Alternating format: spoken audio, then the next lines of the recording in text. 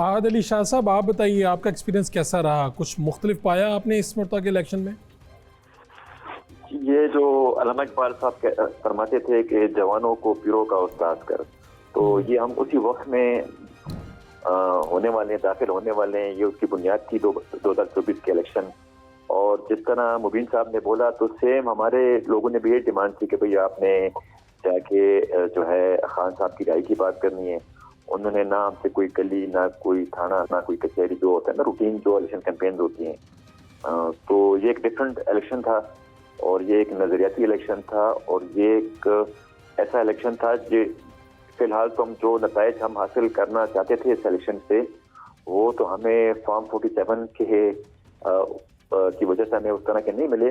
मगर आपको बर वक्त मिल गया था? आपको अपना फॉर्म 47 नहीं, मुझे मिल गया? कम से कम 1000-2000 बंदा लेके डीआरओ के ऑफिस में हम 12। क्या आप अकेले जाते तो ना मिलता आपको फॉर्म? नहीं, अगर हम अकेले जाते तो अब कुछ बातें इस तरह की हैं जो हम इस टाइम पे कह भी नहीं सकते। ये जो था, ये तो हम आवाम लेके गए, वहाँ पे बैठे, तो तब जाके हमें फॉर्म 47 मिला। वरना अदरवाइज जो हाल पेशावर में हुआ है और जिलों में हुआ है, तो सेम जो था नौशहरा में, तो क्यों पहले से ही लोग ये दावा कर रहे थे कि भाई मैं आने वाला चीफ मिनिस्टर हूँ, मैं आने वाला वजीर आला हूँ।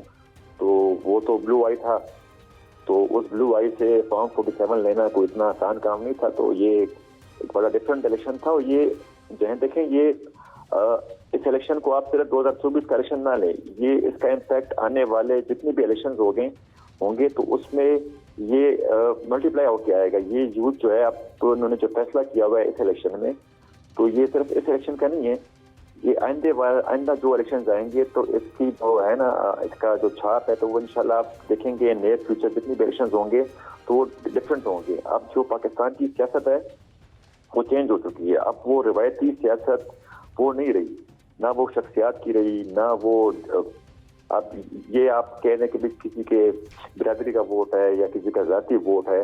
तो वो चीज़ें अल्हम्दुलिल्लाह जो खान साहब का विजन था, जो उन्होंने 25-26 साल इस कौम पे मेहनत की, तो उसके रिजल्ट में आप देख लें इस इलेक्शन में लोगों ने जिस तरह रिजेक्ट किया इन पुराने सियासतदानों को, इन बदबूदार चेहरों को। तो इंशाल्लाह जो कमी पेशी रह गई है इस इलेक्शन में, तो आने वाले इंतखाबात में इंशाल्लाह आपको इस पार्लियामेंट में एक बिल्कुल नीट एंड क्लीन पार्लियामेंट आपको मिलेगा, एक नया फेस और एक नया सोच आपको इंशाल्लाह मिलेगा। ठीक है। तो मुबीन साहब, क्या आपको भी फॉर्म 47 लेने में कोई परेशानी रही कि आसानी से मिल गया? जी, मेरा फॉर्म 47 तो जी अगले दिन जाके मिला, लेकिन अल्लाह का शुक्र है मिल गया है जी। और जो था उसके मुताबिक मिला। मैं तो अल्लाह ताला का शुक्र अदा करता हूँ कि कुछ हल्के थे पाकिस्तान के अंदर, जैसे फैसलाबाद के कुछ हल्के थे, उधर अल्लाह ताला ने कोई इनके ज़हनों के अंदर, इनके दिलों के अंदर कोई नरमी पैदा कर दी थी कि खुदा के लिए यार जो हैं तो वो इशू कर दें। तो मेरी तो ख्वाहिश थी कि सारे पाकिस्तान में जितने थे आरओज, डीआरओज इसी तरह के होते, लेकिन बस हमारी बदकिस्मती है जी, एज अ कौम हम लोग जो है वो करप्ट हो चुके हैं। और अकील मलिक साहब, आपके यहाँ तो सिचुएशन ठीक रही सब? मुझे खुशी इस बात की है कि आहद साहब और मुबीन आरिफ साहब ने ये बात ज़रूर कही है कि इनको फॉर्म 47 9 फरवरी को मिले हैं, क्योंकि ये एलिगेशंस नून लीग वालों पे लगती है कि ये 9 फरवरी वाले हैं और ये हम 8 फरवरी वाले हैं और ये 47 वाले हैं और हम 45 वाले हैं। तो ये अच्छी बात है कि ये इन्होंने खुद ही क्लियर कर दिया। नहीं, मेरे तीनों पार्टिसिपेंट जो हैं, मेरे तीनों पार्टिसिपेंट जो हैं ये सही जीतने वालों में से हैं जी। और मुझे पूरी जो कंसोलिडेशन का प्रोसेस था, जो इलेक्शन एक्ट और इलेक्शन रूल्स के मुताबिक था, उसमें कंसोलिडेशन हुई और कंसोलिडेशन के बाद जब बाकायदा तौर पे सारे फॉर्म 45 रिसीव हुए आरओस को, तो उसके बाद जो है पूरा प्रोसीजर, क्योंकि हमें भी वक्तन फ़वक्तन रिसीव होते रहे और कई फॉर्म 45 तो अर्ली इन द मॉर्निंग आते रहे, तो ये एक एलिगेशन लगाना किसी पे भी, कोई भी कैंडिडेट हो, तो मैं समझता हूँ बड़ी एक अजीब सी बात है। बाकायदा तौर पे इंतज़ार करके, और मीडिया को बिलखुसूस, क्योंकि मैं आपके तवज्जुह से ये भी कहूँगा कि एक बड़ी ज़िम्मेदारी थी मीडिया पे, तो मीडिया को भी बड़ी रिस्पॉन्सिबली इस चीज़ को पोर्ट्रे करना चाहिए था, ना सिर्फ कि रेटिंग्स के चक्कर में या अपनी कोई लाइक्स के चक्कर में, कब मिले आपको? आपका रिजल्ट कब मिला था? 9 फरवरी को मिला था, दिखाया जाता। जी सॉरी, 9 फरवरी को आपको आपका रिजल्ट मिल गया था?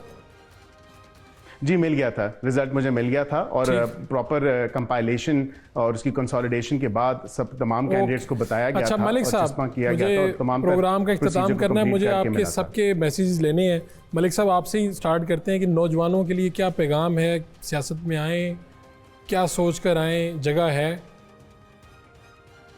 जी बिल्कुल, मेरा आपके तवज्जो से नौजवानों को, हर पाकिस्तानी नौजवान को ये पैगाम होगा कि आप हिम्मत मत हारें, आप हमेशा जो है मुस्बत सोचें, पाकिस्तान के लिए सोचें, पाकिस्तान की खातिर सोचें और कम से कम ये सोचें कि यार आपकी छोटी सी भी कंट्रीब्यूशन जो है वो इस मुल्क को बहुत ऊपर तक पहुंचा सकती है। तो हमें अपना किरदार जो है, अपना रोल जो है वो हमें अदा करना है, खा वो किसी भी फील्ड में हो, क्योंकि हमें पाकिस्तान का सोचना है, हमें पाकिस्तान को दोबारा जो है बेहतरी की तरफ लाना है। शाह साहब आपका पैगाम क्या है? जी मेरा पैगाम यही है कि पाकिस्तान के नौजवान को सियासत में हिस्सा लेना चाहिए। वो जुनून कौंसिल का इलेक्शन हो, विलेज कौंसिल का इलेक्शन हो, सूबाई इलेक्शन हो, कौमी इलेक्शन हो। और एक चीज़ जो सबसे ज़्यादा अहम है कि हमें आने वाले वक्त में जो हमारा वोटर टर्नआउट है, हमें इस पे बहुत ज़्यादा काम करना चाहिए, क्योंकि आज अगर आप देख लें तो हमारी पोलिंग जो है वो 50% भी नहीं होती। हमारा जो इलेक्टोरल सिस्टम है तो अभी भी 50% से ज़्यादा लोग इस प्रोसेस का हिस्सा ही नहीं बनते, वो उसमें अपनी राय का इजहार ही नहीं करते। बिल्कुल ठीक है, ज़्यादा से ज़्यादा लोगों को इसका हिस्सा बनना है।